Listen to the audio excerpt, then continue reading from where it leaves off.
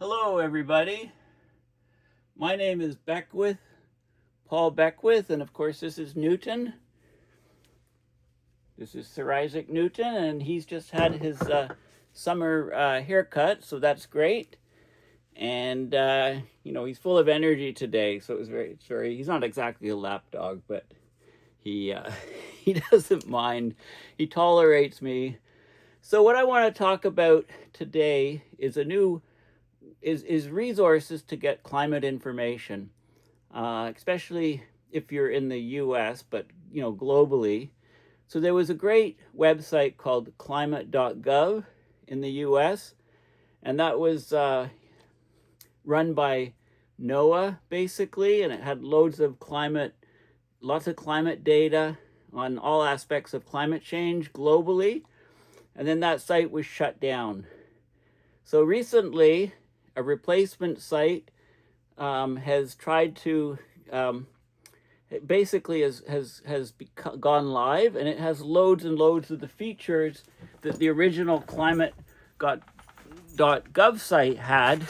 So that's what I want to show you today, these resources that are available. And of course, just remind you about Earth Null School and about Climate Reanalyzer, which are personally a couple of my favorite sites. So this is a website, climate.us, and it was just launched recently to some fanfare, but lots of people may not know about it. So on Facebook, this post came across. The original federal climate website was dismantled, and these women rebuilt it. So for decades, climate.gov was the go-to website. It translated complex climate science data into accessible public information. But it was shut down. The NOAA, National Oceanographic Atmospheric Administration's official climate information website, climate.gov, it was shut down last year. This woman, Rebecca Lindsay, who had been the program manager for this website since 2023, she was one of the roughly 280,000 federal workers to lose their jobs after the Department of Government Efficiency, right, the so-called DOGE, took aim at diversity, equity, and inclusion initiatives and basically chopped science. No thanks to Elon Musk. So anyway, she joined. So after getting the chop with the website closed down, she joined forces with former NOAA employees, two of them, Anna Eshelman and Mary Lindsay, her older sister, to become the core team behind the deactivated site successor, which has just been opened. So climate.us, it preserves over 15 years of key climate data and resources. So it's basically, it really is a treasure trove of maps, educational materials, climate indicator reports, including the now deleted 5th National Climate Assessment, deleted officially, but it's still here on this site. It's the government's most comprehensive analysis of climate change, and it was at risk of being lost to the public, so you can see it. It was preserved on this site. So the people behind it thought there was still a need for science-backed climate information, because it's not a pretty picture for climate communication and climate journalism right now, at least in the US. So they felt it was important to preserve, to have a hub to preserve this information. And so basically it was launched on June 23rd, just a couple of weeks ago. They've raised money by crowdfunding and donations, but they've got enough money to keep it running at least until early 2027. So let's have a look at some of the details of the website. Okay, so here it is, and you can scroll down. There's lots of featured news information, like about the reopening about the formation of this site, the ENSO, temperatures, big storms, Arctic sea ice, right? It covers the whole gamut. and there's so-called global climate dashboard, and it's got all these different parameters.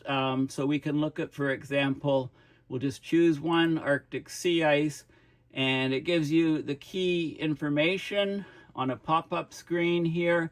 So this is sea ice yearly minimum over the years.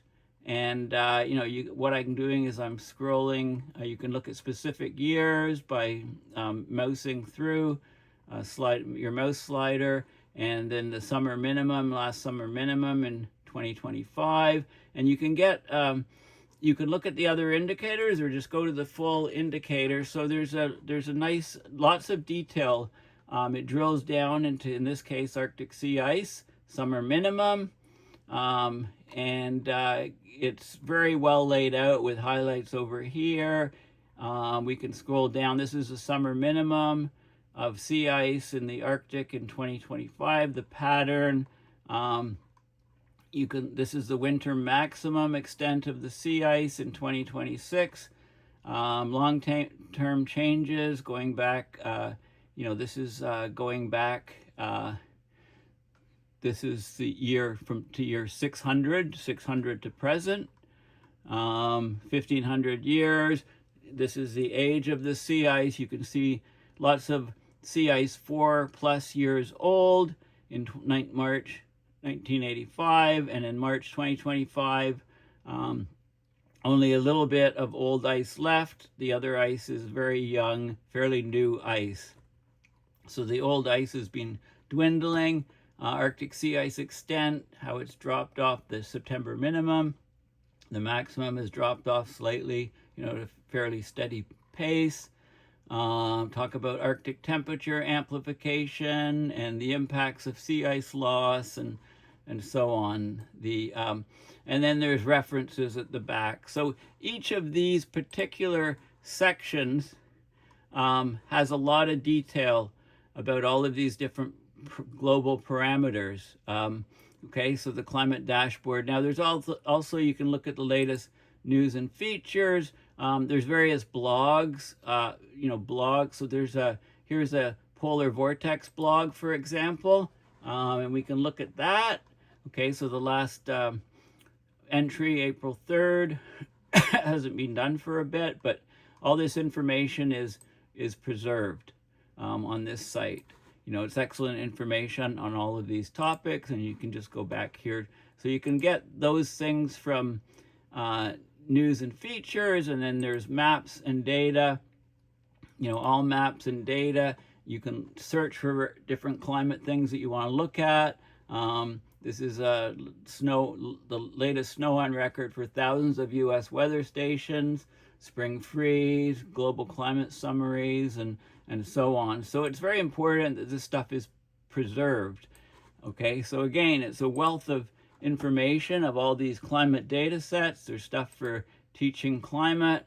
They've got the dashboard here, resilience toolkit, not part of climate.us, climate resilience toolkit, pop-up blocked. Okay. This is the the 5th National Climate Assessment for the U.S., and it was in danger of being lost to the public, but it's all preserved here in great detail and summaries and so on this particular, on this new website. So great information. So I highly recommend, if you're looking for data on global climate, on U.S. specific climate, this is the go-to website. So it's great that some climate scientists got together and preserved it. There's more information here about us. Okay, their mission. And, Americans need to understand climate because the very best solutions to climate-related challenges will emerge from collective action and creativity of a climate-literate public. We need a climate-literate public. It's taken a big hit. They had 15+ million visits a year to climate.gov. It started 2025. You Google climate in the US, this was the top result, and that site was basically chopped. So Climate US is a nonprofit successor to climate.gov.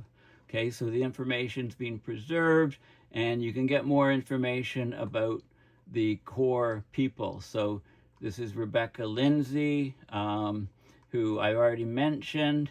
She's leading the effort for climate.us, a nonprofit successor to climate.gov, and lead designer, lead data visualization, and other contributors. Notice it's primarily women who have kept this site alive.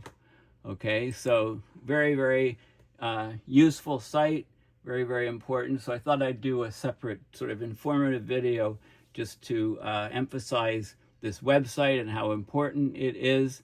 And of course, Climate Reanalyzer, one of my favorite sites. So if we're looking at 2-meter temperature anomaly, you can see still a lot of heat in Europe, and there's some heat over North America, but not so bad. And then there's the cooling area in the Atlantic, global warming hole or cold blob. So again, the jet streams come down this way, and the heat wave in Europe is still being ongoing, long duration heat wave. And then you can look at Earth Null School, and we're looking at today, actually today's the 10th. So this is a forecast going out. If you look at now, basically, here we are now, you can see what's going on here. Very contorted jet stream. We're looking at winds in the air atmosphere, winds 250 millibar. This is the jet stream here, very convoluted and fractured, but we still have this basically semblance of a ridge here. So still very warm temperatures in Europe. And the trough right now is covering parts of the eastern North America. So it's, nicer weather where I am right now in Ottawa. But if this in the past, this trough has been fixed more over the Atlantic, and we've had this ridge. So if this ridge moves over to our way, we'll be back under the heat wave. But we're not there right now, so that explains what's going on. So it's very important to understand these basic climate fundamentals of the climate system in order to, sort of see for yourself what is happening.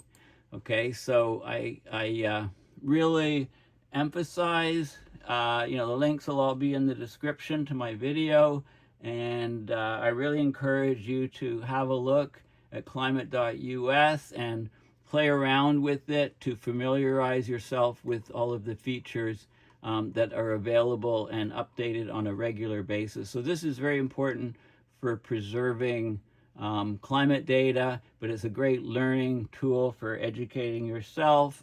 So please, have a look at the site in great detail, and send this information to a couple of your friends who you think could appreciate learning more about climate and having access to all of this data. So if everybody watching this video does that, that will, and then those people that, learn about it, then recommend it to one other friend or 2 other friends, then we can get, we can try to spread more knowledge and education on what's happening with our climate system.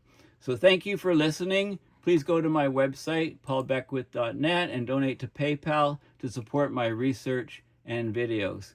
Thanks again for watching, and bye for now.